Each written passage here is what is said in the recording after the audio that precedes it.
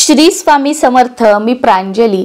आज आहे वसंत पंचमी। वसंत पंचमीच्या निमित्ताने जर तुमच्या घरामध्ये पैसा येत नसेल, धनप्राप्ती, लक्ष्मी प्राप्तीचं संकट तुमच्यावर आलेलं असेल, कर्ज घेतले ते वाढत चाललेलं आहे, कर्ज घेताना तुम्हाला वाटलं की हे खूप इझी मी फेडू शकेल, एवढे पैसे तर माझ्याकडे इझिली अवेलेबल होतील आणि मी हे फेडू शकेल, पण जे कर्ज आहे ते वाढत चाललेलं आहे।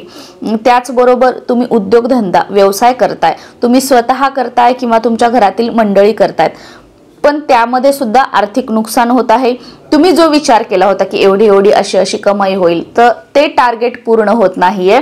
त्याचबरोबर तुम्हाला तुमच्या मिस्टरांना नोकरीमध्ये प्रगती होत नाहीये, प्रमोशनचं वगैरे तुमच्या मागून येऊन दुसऱ्यांचं होत आहे, पण तुम्ही आहेत त्याच पगारावर काम करत आहात। एकंदरीतच काय, पैशा संबंधीच्या ज्या काही समस्या असतील तर त्या दूर होण्यासाठी हा जो उपाय आहे तो अतिशय प्रभावशाली आहे।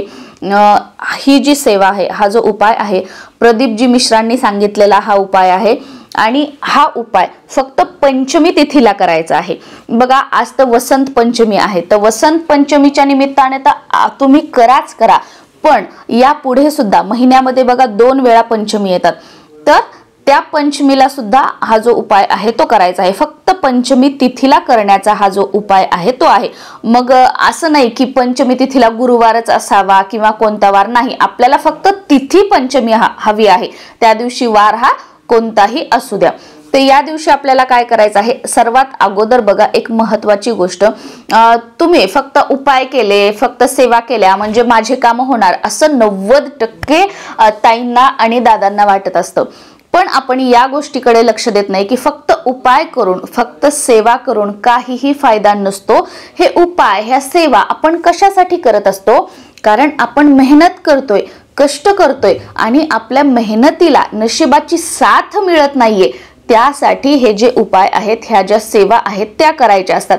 ह्या काय करतात, कुठेतरी आपलं जे लक आहे, जे आपलं साथ देत नाहीये, तर ते लक आपल्याला म्हणजे त्या यशापर्यंत पोहोचवण्यासाठी जे काही मध्ये अडथळे असतात, तर ते अडथळे दूर होऊन ते यश आपल्याला लवकर मिळावं यासाठी हे जे उपाय आहेत, सेवा आहेत त्या काम करत असतात।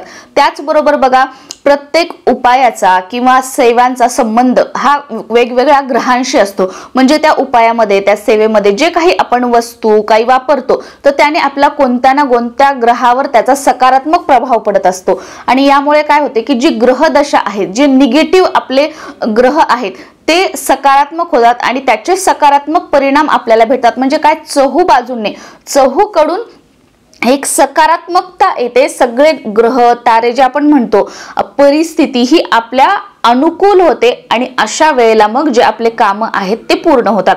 आणि याही पेक्षा दुसरी महत्त्वाची गोष्ट असते ती म्हणजे आपण कोणताही उपाय करताना, सेवा करताना आपला विश्वास महत्त्वाचा आहे। ज्या काही गोष्टी असतात ना, त्या आपल्या विचारांवर काम करत असतात, कारण तुम्ही जास्त वेळा जी कोणती गोष्ट तुम्ही बोलाल किंवा जी जास्त वेळा गोष्ट तुमच्या लक्षात येईल, तुम्ही ती व्हिज्युअलाइज कराल, ती तुमच्या सबकॉन्शियस माइंड मध्ये जात असते आणि जी गोष्ट सबकॉन्शियस माइंड मध्ये जाते तीच पुढे आपल्याला भविष्यामध्ये प्रत्यक्षात आपल्या समोर येत असते।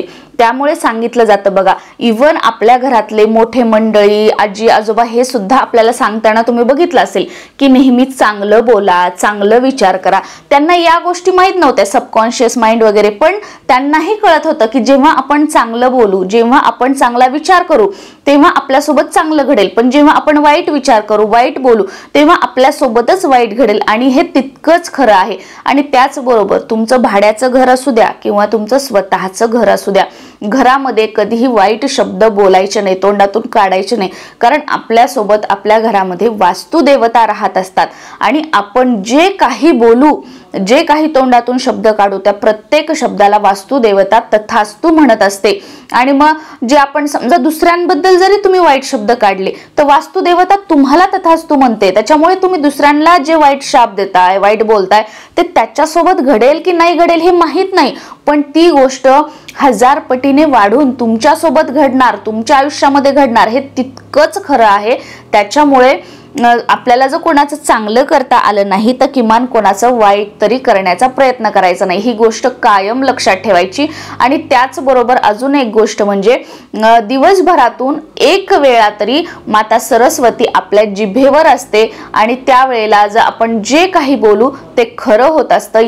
यासाठी सुद्धा म्हटलं जातं की नेहमी चांगलं बोलावं, कारण आपल्याला काही माहित नसतं सरस्वती माता कधी असेल. आणि त्यावेळेला जर आपण काही अपशब्द बोलत असू आणि त्यावेळेला जर सरस्वती माता आपल्या जिभेवर असेल आणि त्या जर गोष्टी खऱ्या झाल्या तर मग आपल्या आयुष्यात किती मोठ्या म्हणजे अडचणी निर्माण होतील. याच्यामुळे सुद्धा रागावर नेहमी कंट्रोल करायचा आहे, कमी बोलायचं आहे, शांत राहायचं आहे, ज्यामुळे या सगळ्या गोष्टी ज्या आहेत त्या आपल्याला फेस कराव्या लागणार नाही. आपल्याच आयुष्यामध्ये आपणच समस्या क्रिएट करणार नाही.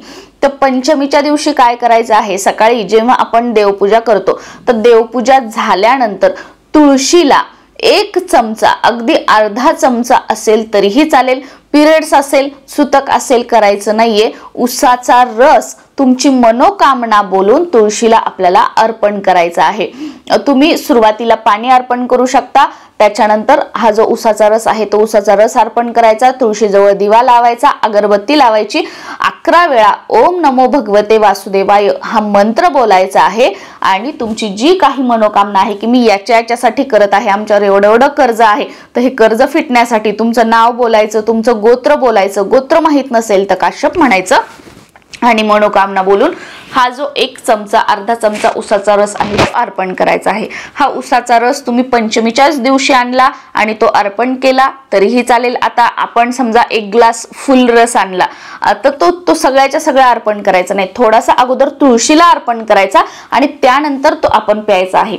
अगोदर आपण तो उष्टा करायचा आणि तुळशीला शेवटचा राहिलेला अर्पण करायचा असं करायचं नाही. आधी तुळशीला ते अर्पण करायचं आणि त्याच्यानंतर घरातल्यांनी राहिलेला पिला तरी चालतो. किंवा तुम्ही तुळशीला स्पेशल अर्पण करण्यासाठी तुम्ही आदल्या दिवशी जरी रस आणून ठेवला तरीही चालेल, काही हरकत नाही. पण घराच्या आजूबाजूला जवळ असेल तर तुम्ही त्याच दिवशी आणून त्याच दिवशी अर्पण केला. प्रत्येक महिन्यात 2 वेळा पंचमी येते, त्या पंचमीला असं कमीत कमी तुम्ही 11 पंचमी करा. किंवा तुम्हाला जोपर्यंत वाटत नाही की माझी आर्थिक परिस्थिती सुधारली नाहीये तोपर्यंत तुम्ही केला तरीही चालेल, कारण हा एकच दिवस करायचा आहे, 15 दिवसातून 1 वेळा पंचमी तिथीला.